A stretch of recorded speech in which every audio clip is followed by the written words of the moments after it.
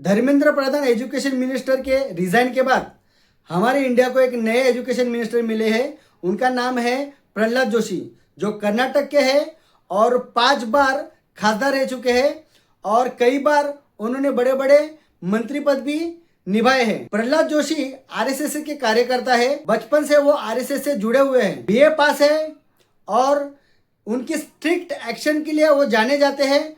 तो आने वाला समय हमें बताएगा कि एजुकेशन सिस्टम में किस तरह से बदलाव होगा, वो किस तरह से काम करते हैं। और हम आशा करते हैं कि एजुकेशन सिस्टम में बहुत ही अच्छे तरह से काम हो, फेयर हो और ट्रांसपेरेंट हो। हम उनको बधाई देते हैं एजुकेशन मिनिस्टर को। वो आने वाले समय में स्टूडेंट के हित के लिए काम करें, देश के हित के लिए काम करें। किसी स्टूडेंट की सुसाइड ना हो, कोई भी पेपर लीक ना हो और हमारे देश में एक ट्रांसपेरेंट और प्योर एग्जाम हो।